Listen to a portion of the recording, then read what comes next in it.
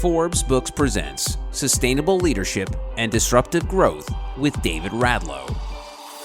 Transformation for a new and better world. Here's David. It is my great pleasure to introduce to you one of the most talented and visionary figures in the entertainment industry, Eric Tannenbaum.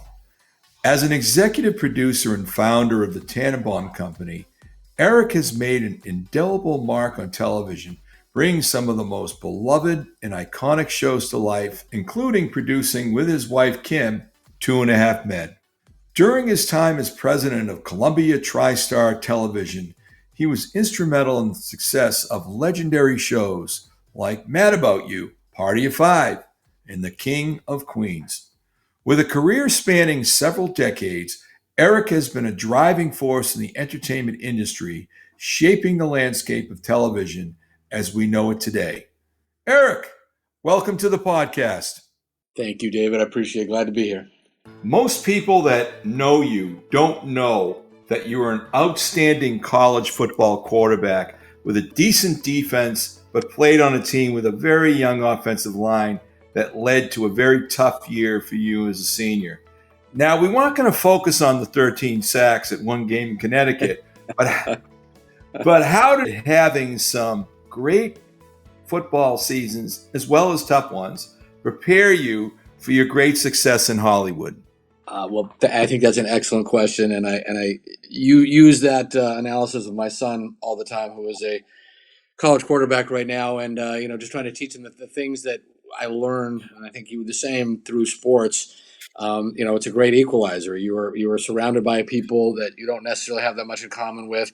You would probably not have known. You all have to have the same goal, the same drive. When running a company or in a team of winning and getting everybody on the same page. The quarterback position specifically, I think, taught me a lot about leadership. I grew up as a fairly shy kid. I was fairly soft-spoken, but you're forced to, have to confront situations and try to get everybody to move forward in the same way. And I think that really taught me a lot of life lessons of just how to deal with people and deal with situations. Because in my business, unless you were a very specific skill set like an editor or cinematographer or something, even director who has to have real technical skill as well as creative skill, it's really a people and a relationship business, and be able to just interact with people and get everybody on the same page and hopefully moving an idea forward. That has been sort of one of the key things that I learned from playing sports for all those years. And as that segues into your career, what inspired you to pursue a career in television production? I grew up in the business, actually around the business. My dad was, even though he didn't come home and talk about it a whole bunch, he was a studio person for years, and he worked at Universal and Paramount and Columbia and MGM and all those places. And I kind of had a little bit of a sense of what he did. And when I was a kid, we would go to like the set of the Brady Bunch, or, I remember going to the Odd Couple, and he, had put together Happy Days and shows like Kojak, shows. I'm dating myself, but I grew up and around it in a very different time frame when there was 3 networks and no cable, no streaming, no Fox, none of that stuff. But I saw what he did and he was good at it. So I always figured at some point I was either going to do something in sports or something in television. And then it really kind of, became about finding that path and what that looks like. And it's a lot of, for me at least, and I tell a lot of people this too who are asking how to get started, it's a lot of kind of figuring out what you don't want to do before you get to exactly what you do want to do, and then sort of figuring out what your interests are and what your tastes are, and what you're passionate about and where you think you could really sort of roll up your sleeves and dive into it. And part of that is getting fortunate or potentially working with the right people or getting the right situation. But for me, it was always kind of around me, especially I grew up in LA, and so there was a lot of that in and around me, but it took me a while to really decide exactly what I wanted to do and how to get there. Following that up, in your family leadership principles, what are some of the key principles that you believe have contributed, that you follow, to your success in the industry? I was very fortunate to have a really good mentor and people around me to learn from. There's a man named John Feldheimer, who's the chairman of Lionsgate, who was my mentor, who I worked with for 20 some odd years as an executive under him, and then now I'm a producer at his company, or my company is a production deal at his company. And I learned also some stuff from my dad too, who had been in the business too. And it seems pretty basic.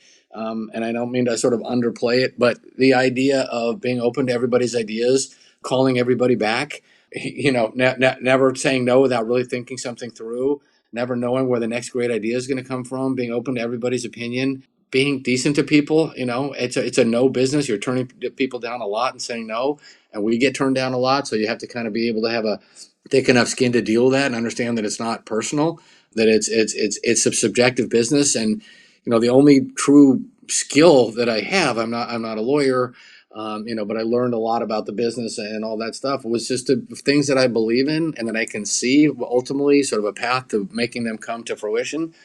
But do everything within your power to push those things forward, and put the best team you can get together, put the best people to get together, and try to get people to understand the vision that you are hopefully seeing and the people you're working with are seeing. It's a very collaborative business, and I'm segueing a little bit, but the other thing that people do sometimes forget is that even though this is a very creative business, and we always lead first with the idea and what's the creative part of that, and I usually feel that the business part will follow. But it is called show business, and these companies don't exist to lose money. And so you have to be understanding the creative part of it, but also understanding the economic realities of what these things look like, whether it's a film, it's a play, it's a movie, it's a podcast. There has to be a scenario and a responsibility to produce these things efficiently and ultimately figure out a path to make money while also hopefully doing something that you're proud of and creatively you feel like is as good as it can be. You just touched on the creative process and also the need to make a buck. Where does maintaining your high standards on production quality fit in on this? That's always a good question. And it's all, in this business, I have lots of partners. You have studios, you have networks, streaming platforms, you have other producers, you have talent, you have writers, you have directors, stars, agencies are involved. And I think one of the things I've been pretty good at is being able to manage all of those pieces, make everybody feel like they're being heard, like they are equally important to the process, understanding that other people are paying the bills and the cost of these things. You have to be responsible to them. But the one thing that I do have prided ourselves and our company on is whatever that thing that you got excited about originally, that idea or that person you're working with, or that that article you found or that book you found, whatever it is, maintaining the integrity of that is the most important, because it's a process that is collaborative and everybody has to have a say and deserves a right say, but they're also, that tends to pick things apart a little bit. And it's kind of the old joke of like, if you go buy a suit off the rack, it's different than you buy something that's tailored, and then all of a sudden you start pulling on that thread and it comes apart a little bit, and then all of a sudden after you pick apart it too much, it kind of looks like everything else, and it's not specific, or it's not exciting, or it's not unique, or it's not what you hoped it would be. So trying to maintain that original thing that you got super excited about, the integrity of that idea, is not easy within the landscape of the process itself and how many voices there can be. So I think it's a skill. I've been doing it for a long time, and I think I'm pretty good at that skill of trying to navigate those waters.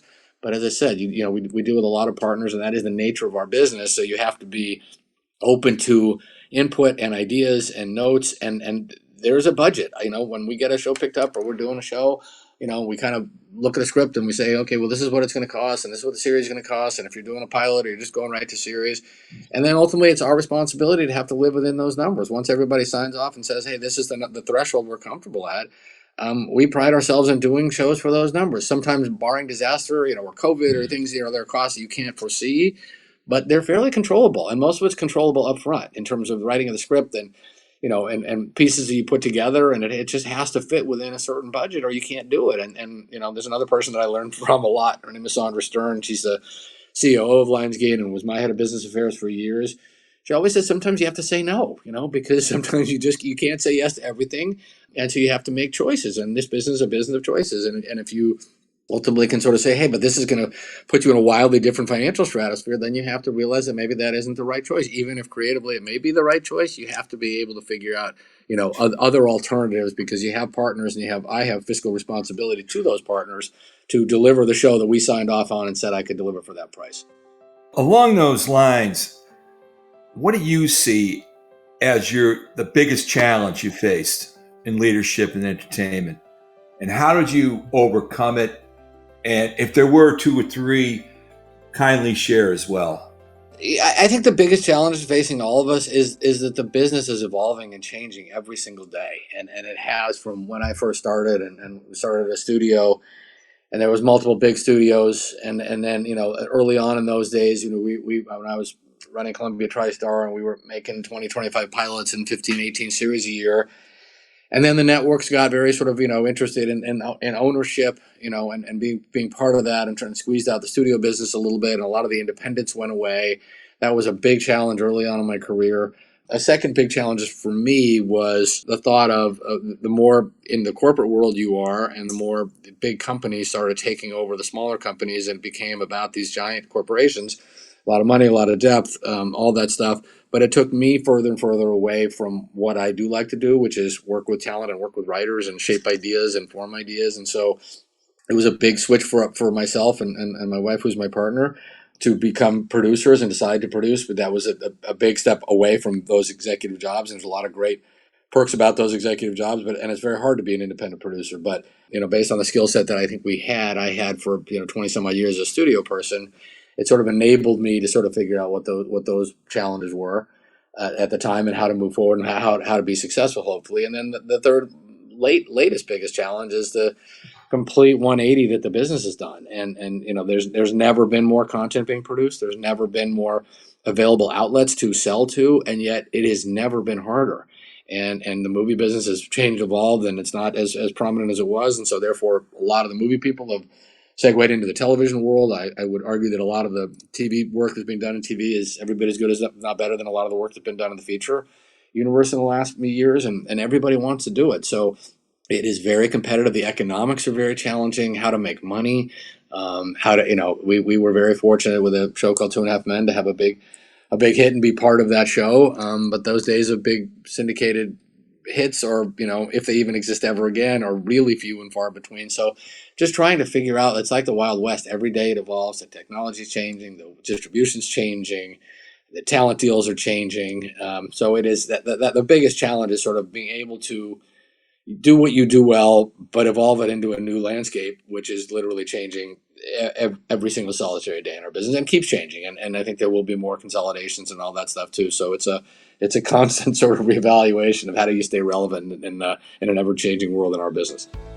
Thanks for summarizing that. If you would be so kind for our audience just to take a step back a little bit and explain the differences that you see in production, directing, and writing for features as opposed to TV and streaming, everything from production timelines and dates and what else, so people have a good idea as to what the differences are and what people need to focus on in that way. Obviously, they've been, two separate businesses for many, many, many years, but yet in the last 20 years, even the last 10 to now, there's never been more of a crossover, and it really is. It's about storytelling, and we have the luxury now of, when you hear a story, you meet with a writer or director, and there's a project you want to do. A big portion of what we do is trying to shaping that idea. And I said this before, and I mean it. Like, I have to sort of see it, and once I sort of see what I think it can be, then it becomes pretty clear to me: is that story best told as a 2-hour movie, a feature? Is it best told as a limited series? What when I grew up in the business, we were called miniseries, and now they're called limited series. Or is it an ongoing series? And is that an ongoing series that's best suited on a broadcast network, on a CBS, ABC, NBC, etc.? Is it a half hour? Is it an hour? Is it a streaming show? Is it a Netflix, Amazon, Apple, kind of show? Because there are all those choices to be made. So for me, it circle back to something I said before. It starts with the creative. And once it's sort of the creative, like the integrity of the idea, the form it wants to take, can be a non-scripted idea. There's fantastic stories being told in unscripted these days on television, and an area that we're getting into that I'm really excited about, because I think you can get to tell stories in specific worlds you haven't seen before, and that's all interesting. So once you sort of decide what the best form is, then you figure out how to put it together, where to take it. Features historically take longer; they just do, to gestate and to produce and to get made. And a lot of times you're waiting for a director, you're waiting for a star. Television has always been a more historically. For years, the broadcast business was driven by the sort of the advertising schedule, and that's networks announcing their schedules in May, the advertisers, buying into those new schedules, fall schedule, new shows come on in September, et cetera, developing throughout the year. And then going forward, you're making pilots usually in February and March to get them ready for May. The streaming business has changed all of that because they're not on a seasonal basis. They make shows when they're ready. They pretty much have gotten rid of or they never even adopted the model of making a pilot before you do a series. Some of the broadcast networks, Fox has now gravitated towards that as well, which is, writing a bunch of scripts, then just, seeing if there really is a vision for a show there, and then picking them up. And then when you do make a show, we're making a show for Apple, we have been for the last few years, having all 10 scripts before you even start production. And then you make it like a little movie. You have a handful of directors as opposed to 10 different ones. So there is so much similarity, even though the business models are different on the feature side and the television side, but it is driven by storytelling and putting people together. Budgets are obviously different for the size of the show, the scope of the show, the size of the movie, the scope of the movie, but the production skills and those kind of things, they're all versions of the same thing. And it's not just a director, it's not just a writer. The feature business has always been a little bit more director driven. The television business has always been a little bit more writer driven. The writer, producer, showrunner is the star in television, and the director has always been the star in the feature business. But that doesn't mean they don't work incredibly closely with each other and with producers. My job is, I'm somewhere between a quarterback and a coach. You kind of oversee things. You try to put people together. You try to get everybody on the same page. You try to get everybody to accept whatever the financial responsibilities are, the creative things that everybody's seeing it somewhat in the same way. But the skill sets in both businesses are the same. You are making hopefully high quality content, and whatever that form is dictated, I think, as I said before, by ultimately what the idea is. You gave us a good understanding of the different waterfronts, so to speak, between them. If you'd be kind enough to share your competitive advantage in terms of the way you handle things in terms of strategy and you manage your people and your processes, that's kind of special and unique that have made Eric Tannenbaum who he is? Honestly, I've been doing it for a long time. I have a lot of relationships with a lot of people. That just comes with the territory of being in different capacities, having had some success. My basic skill set never really changed, which I kind of what I said before. Like I really try to treat everybody well. I try to be very quick and responsive. If people send us a script or we get a script turned in, I've always trained my people and to give fast answers and give people feedback and to let them know. And the honest answer is also being honest. Sometimes it's very difficult to have to say to a writer, or someone like you have to start over or start from scratch. This isn't good enough. And because it is completely subjective, it's my group's opinion that something isn't necessarily good enough. That's not always easy.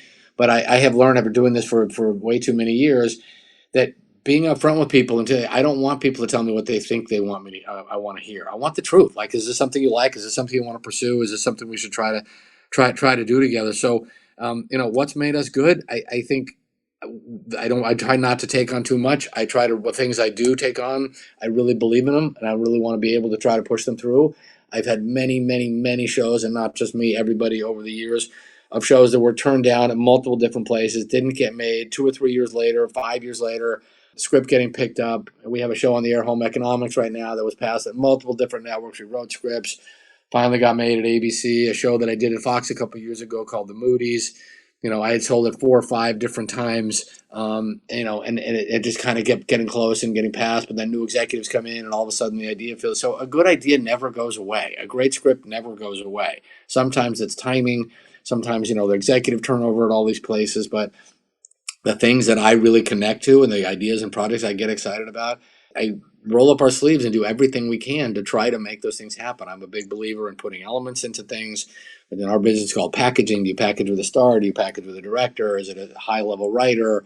The IP is intellectual property is big these days, starting projects. But I think there's a certain tenacity. I think it does kind of come from being competitive and growing up in sports of like you never take just no for an answer. And if it's something you really love, I believe eventually it will find a home somewhere. And we've had very good success in playing the long game and projects that we've loved, never really forgetting them, never writing them off, just, trying to find the right time and the right window. I have a project right now that we developed years ago, multiple different times, and a network just called us right before the strike and said, hey, as soon as the strike is over, we want to put this thing on the fast track. And it was 5 years old, and it was a script that we always loved, and we always said there's going to be a time and place for this.